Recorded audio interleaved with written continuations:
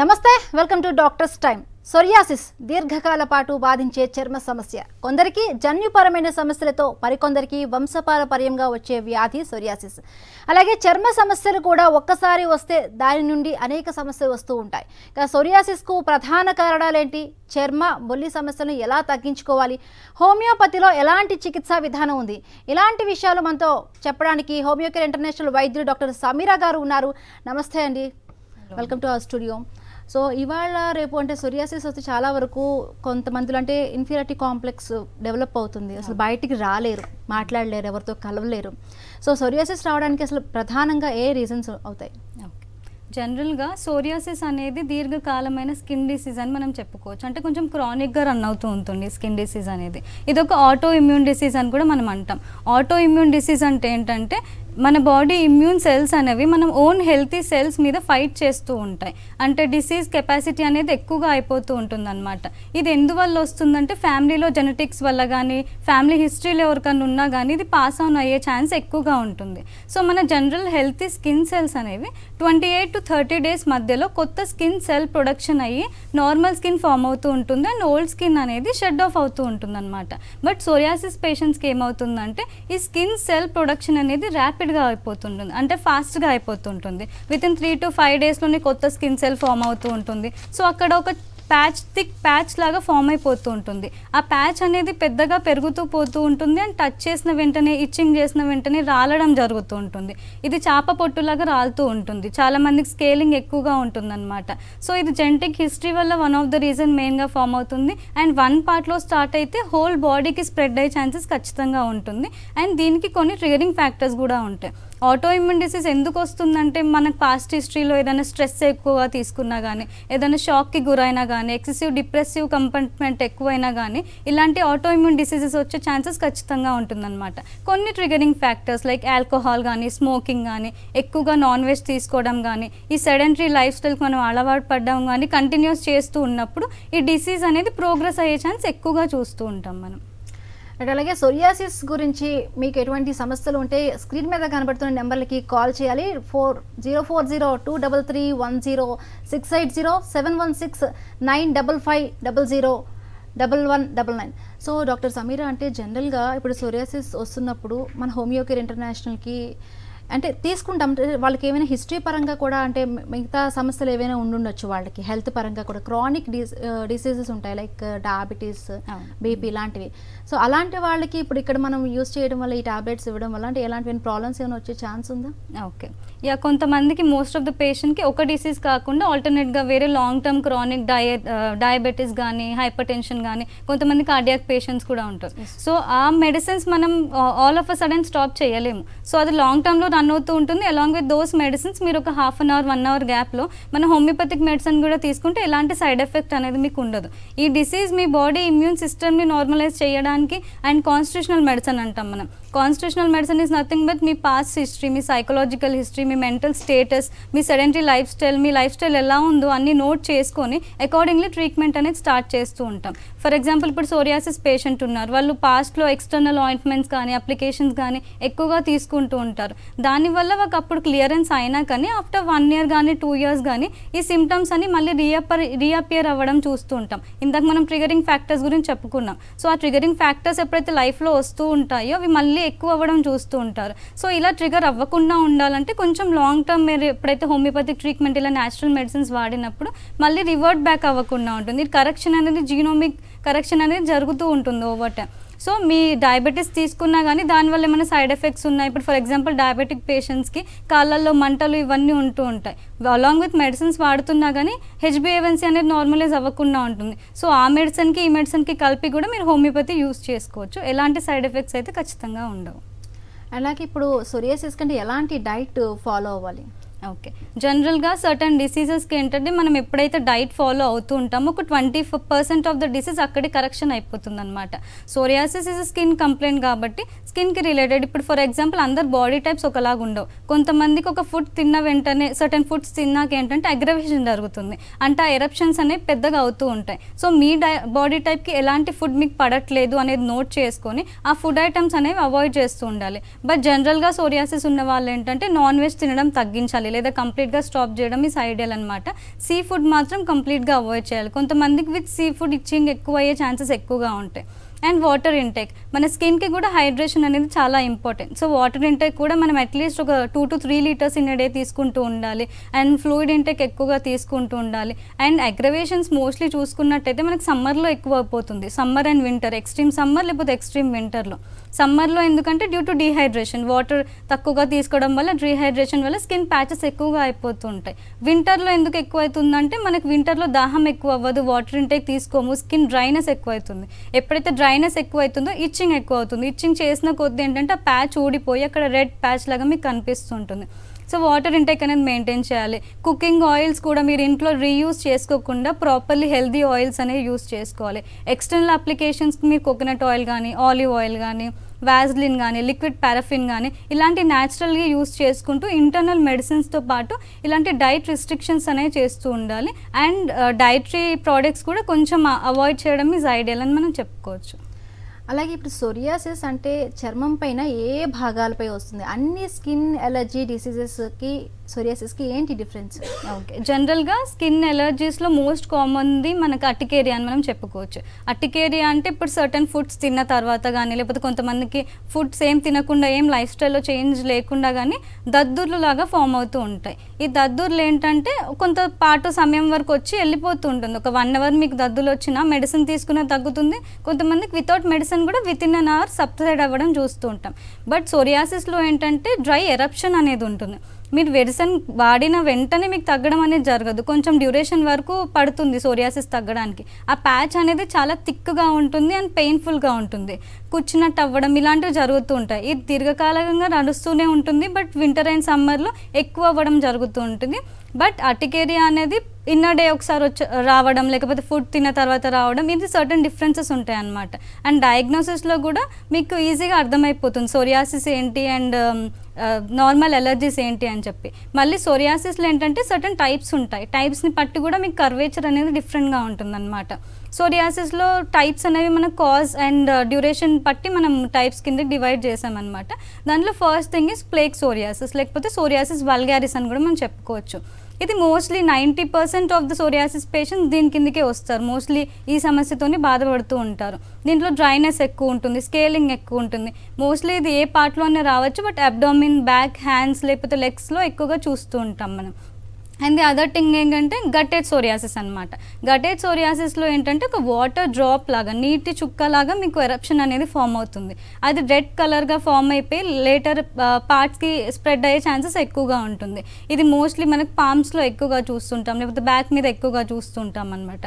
ఇంకేంటంటే pustular psoriasis ఉంటుంది. Pustular సోరియాసిస్లో పస్ field ఉంటుంది. అంటే చీమ్ అనేది ఆ ఎరప్షన్ లోపల ఫిల్ అయి ఉంటుంది అనమాట. అది సడన్గా బర్స్ట్ అయ్యి ఆ పస్ అనేది బయటికి రావడం మనం చూస్తూ ఉంటాం. దీంట్లో కూడా irritation, itching, dryness certain point వరకు కామన్గా ఉంటుంది. అండ్ ఇంకొకటి ఏంటంటే ఎరిథ్రోడర్మిక్ సోరియాసిస్ అని మనం చెప్పుకోవచ్చు. ఎరిథ్రోడర్మిక్ సోరియాసిస్ అనేది కొంచెం సివియర్గా ఉంటుంది, ఎందుకంటే అది హోల్ బాడీకి స్ప్రెడ్ అయ్యే ఛాన్సెస్ ఉంటుంది. ఇది కొంచెం సివియర్ టైప్ అనమాట. ఇది మోస్ట్లీ ఎవరిలో అయినా రావడం మనం చూస్తాము, బట్ మోస్ట్లీ కొంచెం ఫీమేల్స్లో ఎక్కువగా చూస్తూ ఉంటాం. అండ్ ఇంకొకటి ఏంటంటే పామోప్లాంటర్ సోరియాసిస్ అంటాం. అంటే పామ్స్లో రావడం, అరిచేతుల్లో రావడం, అరికాళ్ళల్లో రావడం ఎక్కువగా చూస్తాం. ఇక డ్రైనెస్ అండ్ క్రాక్స్ లాగా మీకు పాదాల మీద క్రాక్స్ లాగా వస్తూ ఉంటుంది. ఎప్పుడైతే క్రాక్స్ బ్లీడ్ అయిపోయి క్రాక్ అయిపోయి బ్లీడింగ్ అవుతూ ఉంటుందో కొంతమంది కూండ్ లాగా కూడా ఫామ్ అయ్యే ఛాన్సెస్ ఉంటుంది. అండ్ స్కాల్ప్ సోరియాసిస్ కూడా ఉంటుంది. డాండ్రఫ్ లాగా మనకు ఫామ్ అయిపోతుంది స్కాల్ప్లో, అంటే తల మీద ఎక్కువ డాండ్రఫ్ లాగా అయిపోతుంది. కొంతమంది డాండ్రఫ్ అనుకొని long term anti dandruff medicines వాడడం, లేకపోతే షాంపూస్ వాడడం చేస్తూ ఉంటారు. బట్ అది నార్మలైజ్ అవ్వదు. లేటర్గా ఏంటంటే మీ స్కాల్ప్ చుట్టుపక్కల ఒక బార్డర్ లాగా ఫామ్ అయ్యి అది ఎరప్షన్స్ అనేవి ఎక్కువ అవ్వడం జరుగుతూ ఉంటుంది. ఏ టైప్ ఆఫ్ సోరియాసిస్ అయినా మీకు ఈజీగా డయాగ్నోస్ చేసుకొని మెడిసిన్ స్టార్ట్ చేస్తే ఫాస్ట్గా రిలీఫ్ అనేది ఉంటుంది. బట్ కొంచెం లాంగ్ టర్మ్, ఎందుకంటే ఇది క్రానిక్ డిసీజ్ కాబట్టి లాంగ్ టర్మ్ మెడిసిన్ వాడాల్సి వస్తుంది అనమాట. అంటే ఇది జెనెటికల్ హిస్టరీ ఉన్న వాళ్ళకి ఎవరికైనా కూడా ఉంటే వచ్చే ఛాన్స్ ఉంది అని అంటున్నారు. వన్స్ వచ్చాక మెడిసిన్స్ యూజ్ చేసే కన్నా ముందు, అంటే రాకుండా, అంటే పేరెంట్స్కి ఉన్నప్పుడు మనకు వస్తుందేమో అని భయపడి ఏమైనా టెస్టులు చేసుకునే అవకాశం ఉంటుందా?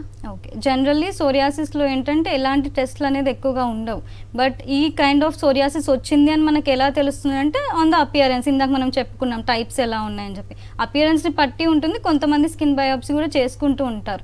బట్ ఆల్రెడీ పాస్ట్ హిస్టరీలో, ఫ్యామిలీ హిస్టరీలో any type of autoimmune disease ఉంది అని మీకు తెలిసినప్పుడు ఏంటంటే ట్రిగరింగ్ ఫ్యాక్టర్స్ ఎప్పుడైతే అవాయిడ్ చేస్తామో, ఎప్పుడైతే మనం హెల్దీ లైఫ్ స్టైల్ లీడ్ చేసుకుంటూ ఉంటామో ఇలాంటివి ట్రిగర్ అవ్వకుండా ఉంటాయి. అందరి బాడీలో సర్టన్ బ్యాక్టీరియాస్ ఉంటాయి, సర్టన్ కంపోనెంట్స్ ఉంటాయి. బట్ అవి ఎందుకు బయటికి వస్తాయి, ఎప్పుడు బయటికి వస్తాయి అనేది మన ఇండివిజువల్ లైఫ్ స్టైల్ మీద డిపెండ్ అయి ఉంటుంది అనమాట.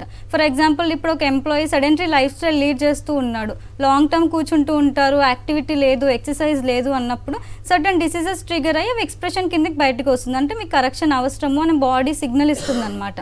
సో అలా అవ్వకుండా ఉండాలంటే daily healthy life style maintain చేయడం, ఫైబర్ ఇంటెక్ ఫుడ్లో యాడ్ చేసుకోవడం, హెల్దీ వెజీస్ ఫ్రూట్స్ తీసుకోవడం, లేకపోతే నాన్ వెజ్ అనేది అవాయిడ్ చేస్తూ ఉండడం, అంటే excessive masala items, non veg items ఇలాంటివి అవాయిడ్ చేస్తూ ఉండడము, అండ్ మార్నింగ్ మెడిటేషన్ కానీ, వాకింగ్ కానీ, ఇలా హెల్దీ లైఫ్ స్టైల్ ఎప్పుడైతే లీడ్ చేస్తూ ఉంటామో సర్టన్ ట్రిగర్స్ అవ్వకుండా మన బాడీని హెల్ప్ అవుతుంది అనమాట. అంటే ఎగ్జిమాలో కూడా టైప్స్ ఉంటాయా? అసలు ఎగ్జిమా రావడానికి రీజన్స్ ఏంటి? అంటే వచ్చినప్పుడు ఎలాంటి సిమ్టమ్స్ ఉంటాయి? ఓకే, జనరల్గా ఎగ్జిమాని మనం డర్మటైటిస్ అని కూడా అంటాం అనమాట. దీంట్లో కూడా టైప్స్ ఉంటాయి. అటోపిక్ డర్మటైటిస్ కానీ, సెబోరిక్ డర్మటైటిస్ కానీ ఇలాంటి టైప్స్ ఉంటాయి. జనరల్లీ మన స్కిన్లో ఏంటంటే లేయర్స్ ఉంటాయి అనమాట. ఎపిడర్మిస్, డర్మిస్ అండ్ హైపోడర్మిస్ అని మనం చెప్పుకోవచ్చు. ఎపిడర్మిస్ లేయర్లో ఎప్పుడైతే ఇన్ఫ్లమేషన్ వస్తుందో అక్కడ డ్రైనెస్ రావడం, ఇచ్చింగ్ రావడం ఇలాంటివి జరుగుతూ ఉంటుందన్నమాట. సో డర్మటైటిస్ వచ్చింది అన్నప్పుడు అటోపిక్ డర్మటైటిస్లో మోస్ట్ ఆఫ్ ద పేషెంట్స్లో ఎక్కువగా చూస్తూ ఉంటాం. ఇది లాంగ్ టర్మ్లో రన్ అవుతూ ఉంటుంది అండ్ డ్రైనెస్ అనేది ఎక్కువగా ఉంటుందన్నమాట. అండ్ సెబోరిక్ డర్మటైటిస్లో ఇందాక చెప్పుకున్నట్టు కొంచెం డాండ్రఫ్ లాగా ఉంటుంది. స్కాల్ప్లో డర్మటైటిస్ ఎక్కువగా రావడం జరుగుతుంది. మోస్ట్లీ డర్మటైటిస్ ఏంటంటే కొంతమంది కాంటాక్ట్ డర్మటైటిస్ కూడా వస్తూ ఉంటుంది. కాంటాక్ట్ డర్మటైటిస్లో ఏంటంటే వేరే వాళ్ళ నుంచి కొంచెం ఇన్ఫెక్షనల్గా స్ప్రెడ్ అయ్యే ఛాన్సెస్ ఉంటుంది. And most of the people సోరియాసిస్కి, డర్మటైటిస్కి కన్ఫ్యూజ్ అవుతూ ఉంటారు. డిఫరెన్షియేట్ చేయడం ఎలా అంటే సోరియాసిస్లో మీకు స్కాల్ప్ ఇచ్చింగ్ ఎక్కువగా ఉంటుంది, లేకపోతే స్కేలింగ్స్ ఎక్కువగా ఉంటాయి. డర్మటైటిస్లో స్కేలింగ్ అనేది అస్సలే ఉండదు, డ్రైనెస్ ఎక్కువగా ఉంటుంది. డర్మటైటిస్లో డ్రైనెస్ ఇస్ టిపికల్ ఫీచర్ అనమాట. సోరియాసిస్లో స్కేలింగ్, మీకు షైనీ చేపబొట్టులాగా స్కేల్స్ వస్తూ ఉంటాయి అన్నమాట. కాంటాక్ట్ డర్మటైటిస్లో కూడా డ్రైనెస్ అనేది ఎక్కువగా ఉంటుందన్నమాట. సీజనల్ అగ్రవేషన్స్ ఎక్కువ, రెండిట్లో సీజనల్ అగ్రవేషన్స్ ఎక్కువగా ఉంటాయి. బట్ డర్మటైటిస్లో ఏంటంటే ఎక్స్ట్రీమ్ సమ్మర్, ఎక్స్ట్రీమ్ వింటర్స్లో ఎక్కువ అయిపోతూ ఉంటుంది. సమ్మర్లో మనకి స్వెట్ ఎక్కువగా వస్తుంది కాబట్టి ఆ స్వెట్ వల్ల, స్కిన్ ఇరిటేషన్ వల్ల డర్మటైటిస్ ఎక్కువగా అయిపోతుంది. అండ్ వింటర్లో డ్రైనెస్ ఎక్కువగా ఉంటుంది కాబట్టి దానివల్ల మళ్ళీ ఎక్కువ అవ్వడం జరుగుతూ ఉంటుంది. Any type of skin disease వచ్చింది అన్నప్పుడు ఫాస్ట్గా ఈజీగా డయాగ్నోస్ చేసుకొని ఒక కంక్లూజన్కి వచ్చి ట్రీట్మెంట్ అనేది ఎప్పుడైతే స్టార్ట్ చేస్తామో అది ప్రోగ్రెస్ అవ్వకుండా ఉంటుంది అండ్ వేరే టైప్కి చేంజ్ అవ్వకుండా ఉంటుంది. డాక్టర్, చాలా మందిలో, కొంతమందిలో మనం చూస్తుంటాం బయటికి వెళుతున్నప్పుడు పెదాల చుట్టూ చిన్న చిన్న వైట్ ప్యాచెస్గా, అలాగే వేళ్ల సందుల్లో కూడా, వేళ్ల మధ్య కూడా వాళ్ళకి కనిపిస్తూ ఉంటాయి వైట్గా. సో దాన్ని కూడా సోరియాసిస్గా తీసుకోవాలా? లేదు, ఇప్పుడు ఫర్ ఎగ్జాంపుల్ ఒక వైట్ ప్యాచ్ వచ్చిందంటే అది విటిలిగో కిందకి కూడా కన్సిడర్ చేస్తాం. కొన్ని డిఫరెన్షియల్ డయాగ్నోసిస్ ఉంటాయి, ల్యూకోడోమా కానీ, విటిలిగో కానీ అంటూ ఉంటాం. అసలు విటిలిగోకి దీనికి డిఫరెన్స్ ఏంటంటే vitiligo is nothing but hypopigmentation అని మనం చెప్పుకోవచ్చు. హైపోపిగ్మెంటేషన్ లేదా డీపిగ్మెంటేషన్ అని కూడా మనం చెప్పుకోవచ్చు అనమాట. విటిలిగో ఏంటంటే ఇప్పుడు ఫర్ ఎగ్జాంపుల్ మన స్కిన్ సెల్స్ ఏదైతే ఉన్నాయో అవి మనకి ప్రోగ్రెస్ అవుతూ ఉంటాయి. మెలనోసైట్స్ అని ఉంటాయి మన స్కిన్లో. ఆ మెలనోసైట్స్ అనేవి మెలనిన్ని సెక్రీట్ చేస్తూ ఉంటుందన్నమాట. ఆ మెలనిన్ అనేది మన స్కిన్ కలర్ని డిసైడ్ చేస్తుంది. సో ఇది కూడా ఒక ఆటోఇమ్యూన్ డిసీజే, ఇది కూడా ఆటోఇమ్యూన్ వల్లనే వచ్చే ఛాన్సెస్ ఉంటుందన్నమాట. సో మెయిన్లీ ఎప్పుడైతే ఆటోఇమ్యూన్ డిసీజ్ వచ్చిందంటే డిస్ట్రక్షన్ ఈజ్ వెరీ కామన్ మన బాడీలో. ఇప్పుడు ఆ మెలనోసైట్స్ అనేవి డిస్ట్రాయ్ అవుతూ ఉంటాయి. వన్స్ మెలనోసైట్స్ డిస్ట్రాయ్ అయ్యావి అంటే మెలనిన్ అనేది సెక్రేషన్ తగ్గిపోతుంది. మెలనిన్ సెక్రేషన్ తగ్గింది అంటే అక్కడ స్కిన్ కలర్ అనేది చేంజ్ అయిపోతుంది. అంటే నార్మల్ స్కిన్ కలర్ ఉండకుండా వైట్ ప్యాచ్ కిందకి టర్న్ అవుతుంది. ఆ వైట్ ప్యాచ్ ఏదైతే ఉందో ఓవరాల్ బాడీ స్ప్రెడ్ అయ్యే ఛాన్సెస్ ఎక్కువగా ఉంటుంది. ఇది కూడా మెయిన్లీ ఫ్యామిలీ హిస్టరీ వల్లే వస్తుంది. But any kind of auto immune disease ఏంటంటే మనం ఇందాక చెప్పుకున్నట్టు స్ట్రెస్ కానీ, షాక్ కానీ, ఇలా సెల్ఫ్ డిప్రెస్డ్ ఎప్పుడైతే అవుతామో ఇలాంటి ఆటో ఇమ్యూన్ డిసీజ్ బయటపడుతూ ఉంటాయి. సిమ్టమాటిక్లీ మెయిన్లీ ప్యాచ్ అనేదే కనిపిస్తుంది. మోస్ట్ ఆఫ్ ద పీపుల్కి సిమ్టమ్స్ ఏమి ఉండవు. అంటే ఇచ్చింగ్ కానీ, బర్నింగ్ కానీ, ఇలా రెడ్నెస్ కానీ ఎక్కువగా చూడము. బట్ కొంతమందిలో ఏంటంటే అక్కడ ఇచ్తో స్టార్ట్ అవుతుంది. కొంచెం ఇచ్చింగ్ స్టార్ట్ అయిపోయి ఇచ్ చేసిన వెంటనే ఒక వైట్ ప్యాచ్ ఫామ్ అవుతుంది. ఆ ప్యాచ్ అనేది మళ్ళీ స్ప్రెడ్ అయిపోతుంది అనమాట. And sun burns are very common. ఈ పేషెంట్స్కి ఏంటంటే బయట సన్నులో వెళ్ళంగానే మంట రావడం, బాడీ మొత్తం మంట అనిపించడం జరుగుతూ ఉంటుంది. సో ఇలాంటి పేషెంట్స్ ఎవరైతే ఉన్నారో మీరు డైట్లో కూడా కొన్ని రిస్ట్రిక్షన్ చేస్తూ ఉండాలి. పులుపు పదార్థాలు అవాయిడ్ చేస్తూ ఉండాలి. సీ ఫుడ్స్ అనేవి అవాయిడ్ చేయాలి. Any kind of skin disease కొంచెం సీ ఫుడ్ అవాయిడ్ చేస్తేనే రిజల్ట్ అనేది ఫాస్ట్గా ఉంటుంది. అండ్ డైరీ ప్రోడక్ట్స్ కూడా అవాయిడ్ చేస్తూ ఉండాలి. బయటికి వెళ్ళినప్పుడు జనరల్ మాయిశ్చరైజర్స్ కానీ సన్ స్క్రీన్స్ కానీ ఇలాంటివి వాడుతూ ఉండాలి. అండ్ ఎక్స్ట్రీమ్ హీట్లో బయటికి వెళ్ళకుండా అవాయిడ్ చేస్తూ ఉండాలన్నమాట. సోరియాసిస్లో స్కేలింగ్ ఉంటుంది, డర్మటైటిస్లో డ్రైనెస్ ఉంటుంది, అండ్ విటిలిగోలో ఏంటంటే వైట్ ప్యాచ్ కిందకి ఫామ్ అవుతుంది. Dermatitis not an auto immune disease అనమాట.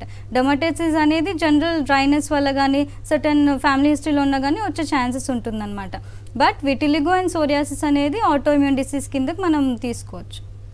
ఇప్పుడు కామన్గా ఇప్పుడు వింటర్ సీజన్ మనకి స్టార్ట్ అవుతుంది. సో ఈ సీజన్లో ఇప్పుడు ఇలాంటి వచ్చే పేషెంట్స్కి ఇంకా కొంచెం వాళ్ళకి ట్రిగ్గర్ అయ్యే ఛాన్స్ ఉంటుందా, ఎట్లా ఉంటుంది? అలాగే లోషన్స్ ఏమైనా బయట అప్లై చేయడానికి ఉంటాయా వాళ్ళకి? ఓకే, జనరల్గా ఇప్పుడు ఒక స్కిన్ డిసీజ్ వచ్చింది, ఫామ్ అయింది అన్నప్పుడు కొంతమంది పేషెంట్స్ ఫాస్ట్ రిలీఫ్ కోసం ఇప్పుడు ఎక్స్టర్నల్ అపియరెన్స్ మీద బాగా ఫోకస్ చేస్తారు కొంతమంది. కాబట్టి ఫాస్ట్ రిలీఫ్ కోసం కొన్ని సప్రెసివ్ ఎక్స్టర్నల్ ఆయింట్మెంట్స్ వాడుతూ ఉంటారు అనమాట. అప్పుడు ఇనీషియల్గా మీకు తగ్గిన సర్టన్ పీరియడ్ ఆఫ్ టైం తర్వాత ట్రిగరింగ్ ఫ్యాక్టర్ వచ్చినప్పుడు లేకపోతే మీరు ఆ లోషన్ ఆపినప్పుడు మళ్ళీ అది బయటికి రావడం జరుగుతూ ఉంటుంది. ఇంటర్నల్లీ తగ్గలేదు అంటే ఎక్స్టర్నల్లీ మీకు రిలీఫ్ ఖచ్చితంగా ఉంటుందన్నమాట. సో ఇంటర్నల్లీ తగ్గినప్పుడు అది మళ్ళీ రివర్ట్ బ్యాక్ అవ్వకుండా ఉంటుంది. మెయిన్లీ సోరియాసిస్, డర్మటైటిస్ వింటర్ సమ్మర్లో ఎక్కువగా చూస్తామంటాం, మెయిన్లీ వింటర్లో ఎక్కువగా చూస్తూ ఉంటాం. సో ఈ టైంలో ఏంటంటే వాటర్ ఇంటేక్ ఇంక్రీజ్ చేయడం, ఇలాంటి లోషన్స్ అవాయిడ్ చేయడం చేస్తూ ఉండాలి. లోషన్స్ కాకుండా జనరల్గా ఏం అప్లై చేసుకోవాలి, హైడ్రేషన్కి ఏం చేయాలి అంటే ముందు చెప్పుకున్నట్టు కోకోనట్ ఆయిల్ కానీ, ఆలివ్ ఆయిల్ కానీ, లిక్విడ్ పారాఫిన్ కానీ, వ్యాజ్లిన్ కానీ ఇలాంటివి జనరల్గా వితౌట్ ఎనీ స్టెరాయిడ్ కంటెంట్ ఉన్న క్రీమ్స్ వాడినప్పుడు మీకు ఎఫెక్ట్స్ అనేవి రాకుండా ఉంటుంది. And with your life style changes, only medicine వాడతాం లైఫ్ స్టైల్ సెట్ చేయము అన్నప్పుడు అది రిజల్ట్ అనేది ఫాస్ట్గా ఉండదు. సో లైఫ్ స్టైల్ చేంజెస్ చేసినప్పుడే మీకు రిజల్ట్ అనేది ఫాస్ట్గా ఉంటుంది. రూట్ కాజ్ ట్రీట్మెంట్ తీసుకున్నప్పుడే మళ్ళీ రివర్ట్ బ్యాక్ అవ్వకుండా ఉంటుంది ఈ సర్టన్ కైండ్ ఆఫ్ డిసీజెస్. ఇప్పుడు ఎగ్జిమాకి, సోరియాసిస్కి, విటిలిగో అంటే మూడిటికి కూడా డిఫరెంట్ ట్రీట్మెంట్స్ ఉంటాయా మనకి? ఓకే, అవును, ఏ డిసీజ్ అయినా డిఫరెంట్గా ట్రీట్మెంట్ ఉంటుంది. బట్ కామన్ ఫ్యాక్టర్ ఏంటి హోమియోపతిలో ఏంటంటే కాన్స్టిట్యూషనల్ మెడిసిన్. ముందు మనం చెప్పుకున్నట్టు ఫ్యామిలీ హిస్టరీ కానీ, మెంటల్ హిస్టరీ కానీ ఇలాంటివి డిపెండ్ చేసుకుంటూ ఒక టెండెన్సీ మెడిసిన్ ఇస్తాం. ఇప్పుడు ఒక డిసీజ్ వచ్చింది మన బాడీలో అన్నప్పుడు దాని టెండెన్సీ మన బాడీలో ఉండిపోతుంది. మీరు ఎన్ని ఎక్స్టర్నల్ ఆయింట్మెంట్స్ వాడినా కానీ, external for example pain killers లాంటివి వాడినా కానీ ఆ డిసీజ్ టెండెన్సీ ఉంటుంది కాబట్టి మళ్ళీ ట్రిగర్ అయ్యే ఛాన్సెస్ ఉంటుంది. సో ఆ టెండెన్సీ అంటిల్ అండ్ అన్లెస్ ఆ టెండెన్సీ మీ బాడీ నుంచి రిమూవ్ అవ్వలేదు అంటే మళ్ళీ వచ్చే ఛాన్సెస్ ఖచ్చితంగా ఉంటాయి. సో ఫస్ట్ థింగ్ ఏంటంటే సోరియాసిస్కి ఆ స్కిన్ సెల్ ప్రొడక్షన్ నార్మల్ అవ్వడానికి ట్రీట్మెంట్ ఉంటుంది. విటిలిగోకి ఏంటంటే నార్మల్ ఫంక్షనింగ్స్ అవ్వడానికి స్కిన్ మీద ఉంటుంది. అండ్ డర్మటైటిస్కి డ్రైనెస్ తగ్గి ఎపిడర్మల్ లేయర్లో ఇన్ఫ్లమేషన్ ఏదైతే ఉందో ఆ ఇన్ఫ్లమేషన్ తగ్గడానికి మెడిసిన్స్ ఉంటాయి. ఈ 3 డిఫరెంట్ కైండ్ ఆఫ్ మెడిసిన్స్ వాటితో పాటు ఏంటంటే ఇంటర్నల్ మెడిసిన్స్ ఇస్తాం. ఆటో ఇమ్యూన్ డిసీజెస్ అనేది కొంచెం నార్మలైజ్ అవ్వడానికి, లేకపోతే ఒక డిసీజ్ వచ్చిందంటే టెండెన్సీ రిమూవ్ చేయడానికి మెడిసిన్స్ యాడ్ చేస్తూ ఉంటాం. And along with those constitutional medicines ఇస్తూ ఉంటాం. ఫ్యూచర్లో రివర్స్ అవ్వడానికి కూడా మెడిసిన్స్ ఇస్తూ ఉంటాం. సో బట్ సోరియాసిస్ వచ్చింది, విటిలిగో వచ్చింది అన్నప్పుడు కొన్ని లాంగ్ టర్మ్ మెడిసిన్స్ అయితే ఖచ్చితంగా వాడాల్సి వస్తుంది. అంటే ప్రతి ఒక్క డాక్టర్ కూడా ఈ ప్రాబ్లమ్స్ అన్నిటికీ లైఫ్ స్టైల్ చేంజెస్ చాలా వరకు ఇంపార్టెంట్ అని చెప్తూ ఉన్నారు. అసలు ఎలా లైఫ్ స్టైల్ చేంజెస్ చేసుకోవాలి, ఇంటేక్ వాటర్ ఎంత తీసుకోవాలి, ఎన్ని గంటల పాటు నిద్రపోవాలి? ఓకే, జనరల్గా సెడెంటరీ లైఫ్ స్టైల్ నుంచి దూరంగా ఉండడం అని చెప్తాం ఏ డిసీజ్ వచ్చినా కానీ. Sedentary life style is nothing but మీరు ఒకటే ప్లేస్లో కూర్చొని పని చేస్తున్నారు, ఒకటే దానికి పరిమితం అయ్యారు, వేరే ఎక్స్టర్నల్ యాక్టివిటీ లేదు అన్నప్పుడు ఆ సెడెంటరీ లైఫ్ స్టైల్ కిందకి తీసుకుంటాం అనమాట. ఎక్కువ ఒకే దగ్గర కూర్చోకుండా లేసి వాక్ చేస్తూ ఉండాలి. ఎవ్రీ 1 hour 2 hours లేసి వాక్ చేయడం. వాటర్ ఇంటేక్ అనేది అట్లీస్ట్ 3 to 4 liters లేకపోతే అట్లీస్ట్ 3 liters అన్న మెయింటైన్ చేస్తూ ఉండాలి. Along with those healthy veggies కానీ, ఫ్రూట్స్ కానీ తీసుకుంటూ ఉండాలి. ఆయిల్స్ అనేవి రీయూజ్ చేయకుండా, బయట మసాలా ఫుడ్స్ కానీ లేకపోతే ఫ్రైడ్ ఐటమ్స్ కానీ ఎక్కువగా తీసుకోకుండా ఉండాలన్నమాట. అండ్ మెడిటేషన్, యోగా ఇలాంటివి చేసినప్పుడు ఏంటంటే auto immune diseases mainly stress and మన లైఫ్ స్టైల్ వల్ల వస్తుంది కాబట్టి, అండ్ ఫ్యామిలీ హిస్టరీ వల్ల వస్తుంది కాబట్టి మెడిటేషన్, యోగా చేసినప్పుడు కొంచెం ఇంటర్నల్ పీస్ మెయింటైన్ చేసినప్పుడు ఇలాంటి ట్రిగరింగ్ ఫ్యాక్టర్స్ రాకుండా ఉంటాయి. అలాంగ్ విత్ దోస్ వాకింగ్ చేస్తూ ఉండాలన్నమాట. అండ్ అన్నెసెసరీ పెయిన్ కిల్లర్స్ కానీ అన్నెసెసరీ మెడికేషన్ కానీ మెయిన్లీ సెల్ఫ్ మెడికేట్ చేసుకోకుండా ఉండాలి. కొంతమంది సెల్ఫ్ ప్రిస్క్రైబ్ చేసుకుంటూ ఉంటారు, చిన్న దగ్గు వచ్చినా తుమ్ము వచ్చినా మెడిసిన్ వేసుకుంటూ ఉంటారు. సో అది మన బాడీ డిఫెన్స్ మెకానిజం. మీకు దగ్గు వచ్చింది జలుబు వచ్చింది అన్నప్పుడు బాడీ రికవర్ అవ్వడానికి చూడాలి. సివియర్గా ఉన్నప్పుడే మీరు with doctors concern me medicine అనేది స్టార్ట్ చేస్తూ ఉండాలి. సో ఇలా నెగ్లెక్ట్ చేయకుండా లైఫ్ స్టైల్ ఎప్పుడైతే సెట్ చేస్తారో ఫ్యూచర్లో కూడా అవి ట్రిగర్ అవ్వకుండా ఉంటాయి. సో వన్స్ ఈ ప్రాబ్లం వచ్చాక అంటే అలోపతిలో మొత్తం మెడిసిన్స్ అని యూజ్ చేస్తారు, బట్ అక్కడ వాళ్ళకి ఎటువంటి తగ్గకుండా ఏవి ఉండదు. సో ఇప్పుడు అవన్నీ వాడాక కూడా ఇప్పుడు హోమియోపతికి వస్తే వాళ్ళకి ఎలాంటి ట్రీట్మెంట్ దొరుకుతుంది? ఓకే, జనరల్లీ ఒక డిసీజ్ వచ్చిందంటే most of the patient after అన్ని మెడిసిన్స్ తీసుకొని వస్తూ ఉంటారు, ఎవరికైతే అవగాహన లేదు. సో కొంతమంది ఏంటంటే లాంగ్ టర్మ్లో ఆయింట్మెంట్స్ వాడి లేకపోతే కొంతమంది వేరే ట్రీట్మెంట్ థెరపీస్కి ఫోటోథెరపీస్కి వెళ్ళి వస్తూ ఉంటారు. వన్స్ ఆయింట్మెంట్స్ వాడారు థెరపీస్కి వెళ్ళారు అంటే అప్పుడు నార్మలైజ్ అయినా కానీ ఆఫ్టర్ 1 year కానీ 2 years కానీ మళ్ళీ వచ్చింది అని చెప్పి మోస్ట్ ఆఫ్ ద పేషెంట్స్ వస్తూ ఉంటారు. సో మీరు పాస్ట్లో ఏ ట్రీట్మెంట్ తీసుకున్నారో దాని హిస్టరీ మొత్తం తీసుకుంటూ ఉంటాం, అదే కాన్స్టిట్యూషనల్ మెడిసిన్ అన్నాం. పాస్ట్ హిస్టరీ, సైకలాజికల్ హిస్టరీ అన్నీ తీసుకొని ఆ మెడిసిన్ సైడ్ ఎఫెక్ట్స్ ఏమైనా మీ బాడీలో ఉన్నాయా లేకపోతే మీకు ట్రిగరింగ్ ఫ్యాక్టర్స్ ఏవి ఉన్నాయని కన్సిడర్ చేసుకుంటూ న్యాచురల్ మెడిసిన్ అనేది ఇంట్రడ్యూస్ చేస్తాం. వన్స్ న్యాచురల్ మెడిసిన్ ఇంట్రడ్యూస్ చేసాము అంటే కొన్ని జీనోమిక్ చేంజెస్ వల్ల మీ బాడీలో నార్మలైజ్ అవ్వడం, ఆ టెండెన్సీ మెల్లిమెల్లిగా రిమూవ్ అవ్వడం జరుగుతూ ఉంటుంది. ఇది కొంచెం లాంగ్ టర్మ్ ప్రొసీజర్, బట్ మీకు కంప్లీట్గా రిలీఫ్ అనేది ఖచ్చితంగా ఉంటుంది. Along with life style changes చేసుకుంటూ ఉండాలి. బట్ పాస్ట్లో ఏదైనా వాడారు అంటే వన్స్ మీరు ఈ ట్రీట్మెంట్ స్టార్ట్ చేశాక మీకు చెప్తూ ఉంటాం డైట్ ఎలా మెయింటైన్ చేయాలి, అండ్ పాస్ట్లో ఏదైనా వాడితే అది ఇప్పుడు రైట్ నౌ యూజ్ చేయాలో లేదో అనేది మీకు క్లారిటీగా ఎక్స్ప్లెయిన్ చేస్తూ ఉంటాం. సో అంటే నెగ్లెక్ట్ చేస్తే అంటే ఎలాంటి కాంప్లికేషన్స్ వచ్చే అవకాశం ఉంది?